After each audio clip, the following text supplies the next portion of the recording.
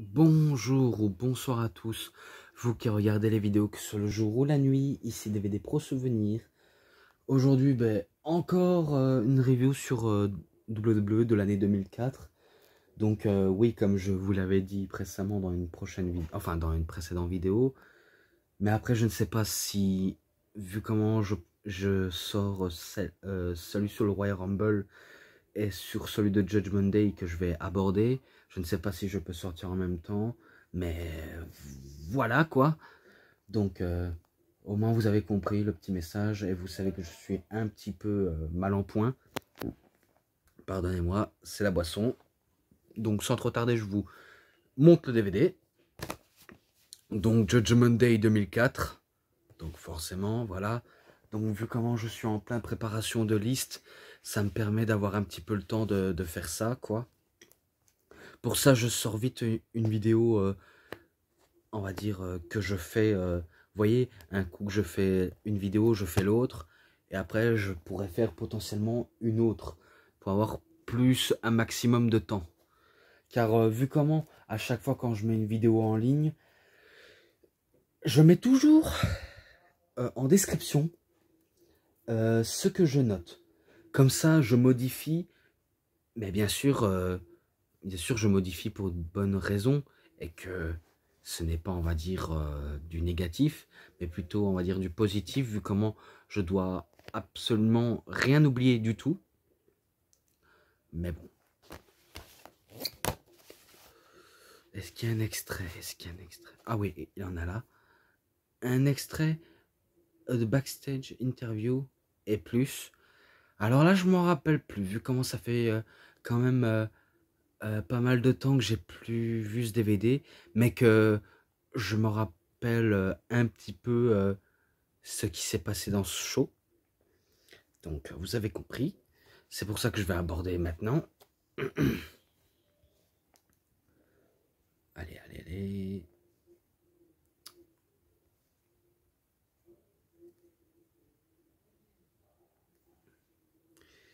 Voilà, voilà. Donc tout d'abord en kick-off. Mark Jindrak accompagné par Theodore Long ou Teddy Long contre Funaki. Match très court et c'est Mark Jindrak qui bat Funaki. Donc ce match-là 2,90. Il m'a pas forcément bien emballé. Voilà, voilà. Ensuite, j'essaie de trouver. Rey Mysterio et Rob Van Dam contre les Dudley Boys. Donc Bob Ray et Dudley. Et Devon Dudley. Ouais, excusez-moi si vous entendez du bruit des chiens. Donc je sais pas faire autrement, maîtriser le bruit. Pourtant, c'était pas pour les titres qui étaient pas en jeu. Enfin, il n'y avait pas de titre, en tout cas. Donc, Rey Mysterio et Rob Van Dam, il bat les Dudley Boys. Et ce match-là, je lui mets un 3,5. Voilà, c'est que le commencement. Ensuite, après, Thor Wilson contre Dawn Marie.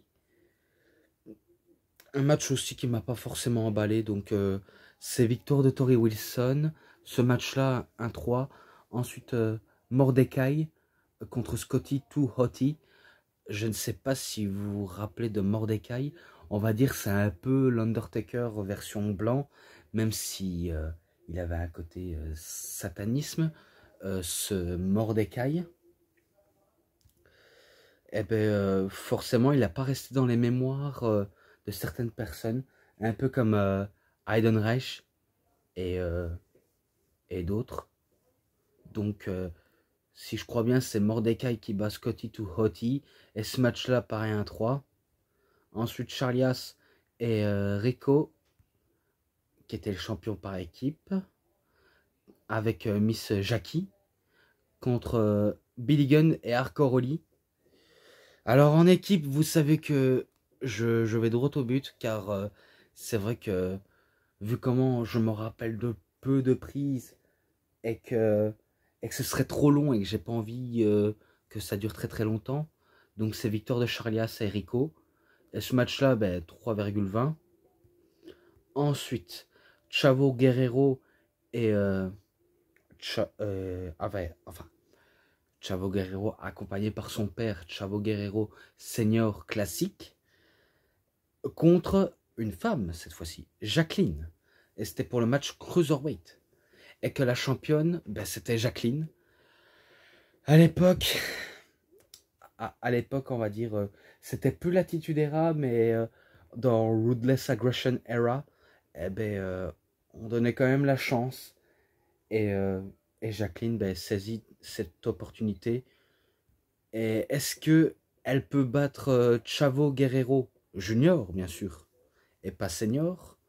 Mais là, je peux vous le dire que Chavo Guerrero Senior, je me rappelle, qui distrait Jacqueline, et ça permet à Junior, on va dire, d'en profiter et de battre Jacqueline avec un frog splash, si je crois bien. Eh ben, c'est Chavo Guerrero qui bat Jacqueline, donc il devient le nouveau champion. Et, et ce match-là, allez, il était pas mal aussi, même si, on va dire, ça méritait pas être au niveau du main event. On s'en fiche un petit peu. Donc, celui-là, je mets un 3,5. Voilà. Ensuite, match pour le championnat des États-Unis. John Cena contre René Dupré. Il y avait une petite storyline entre René Dupré et John Cena. Si vous saviez qui c'est Sylvain Grenier. Voilà, ceux qui ne savaient pas.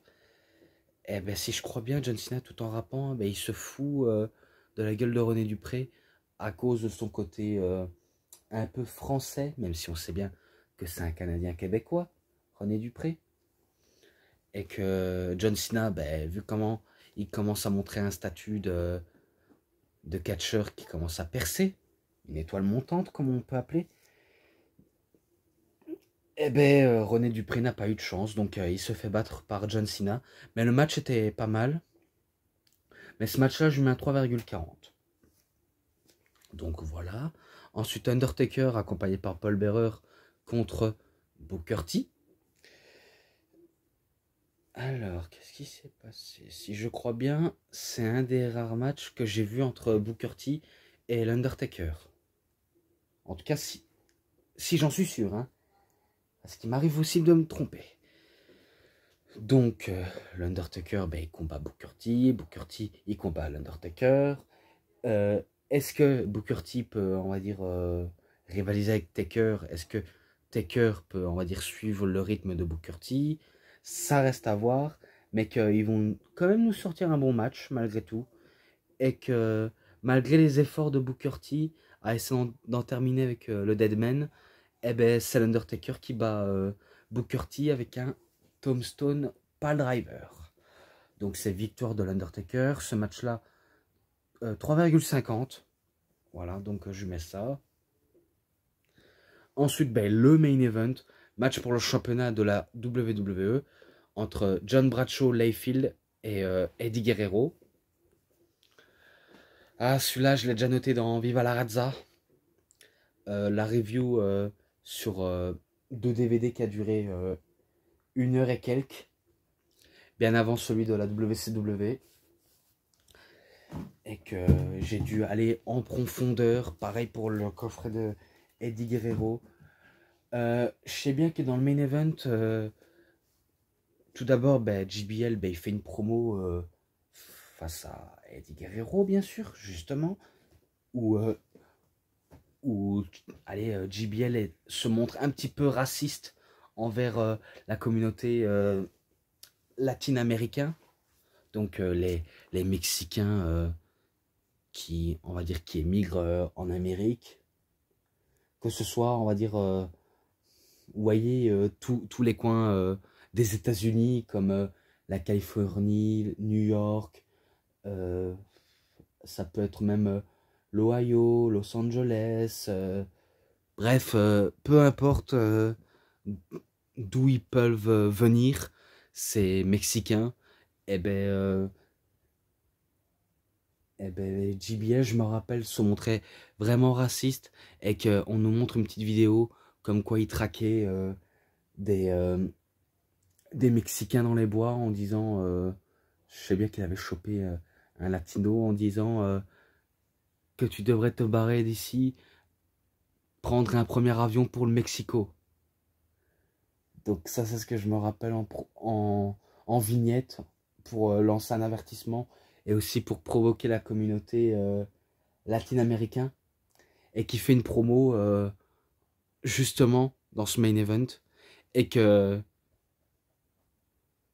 avait même aussi, on va dire, provoqué à la mère d'Eddie Guerrero une crise cardiaque lors d'un show.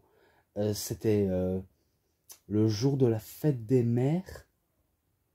Ouais, en plus j'avais déjà fait dans Chatting Death Standing Life et Viva la Raza justement, où JBL, ben, il arrive, il agresse Eddie Guerrero suite à un Chorus Line from Hell et qui s'embrouille avec la maman d'Eddie et que un coup que JBL, on va dire, met la main sur la maman d'Eddie, et ben cette dernière attrape une crise cardiaque.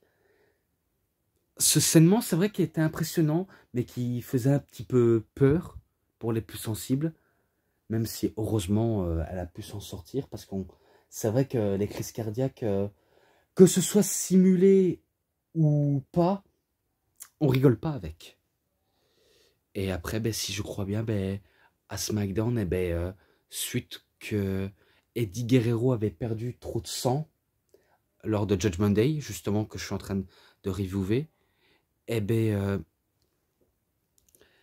c'est lors de SmackDown, lorsqu'il fait un Los Tres Amigos, donc les trois souplesses, eh ben, il s'évanouit en ayant une crise cardiaque à cause qu'il avait perdu trop de sang. Mais si vous savez bien, un coup qu'il a reçu un coup de chaise, parce que oui, je vais justement aborder dans ça, vu comment c'était un des matchs les plus sanglants dans ce main event, eh ben JBL donne un terrible coup de chaise en pleine tête de Eddie Guerrero. Eddie Guerrero, malgré qu'il soit sonné, ben, il a utilisé une lame de rasoir ou un cutter. Eh ben, il a voulu on va dire, couper le front, mais sauf que je crois qu'il a été beaucoup plus profond et qu'il s'est coupé une haltère du front. Et ben du coup, ben il a commencé à pisser de partout du sang, ça coulait abondamment. C'est devenu un vrai robinet, comme j'avais dit. Donc il a commencé à catcher malgré le sang qui jaillisse. Et qu'il a perdu énormément de sang. Le ring était taché de sang. Même, on va dire, l'extérieur, les tabliers du ring. Bref, même sous le corps de JBL, ça pissait le sang. Et que JBL commence à dominer en essayant de mettre à terre Eddie Guerrero pour encore plus l'humilier et faire croire à Eddie Guerrero que la victoire lui revienne.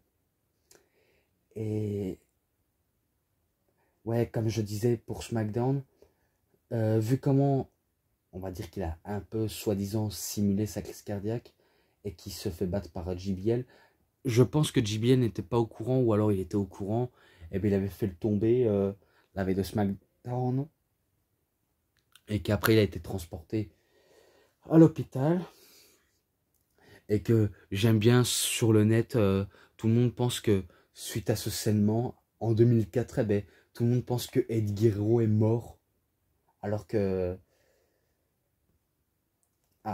est mort en 2005, donc en 13 novembre 2005. Donc faut pas commencer à spéculer que c'est en 2004 qu'il meurt.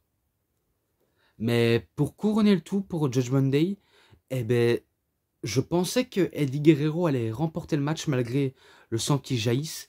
Sauf que pour se venger, ben, il prend la ceinture de champion, il frappe avec. Donc Eddie Guerrero, ben, il se fait disqualifier.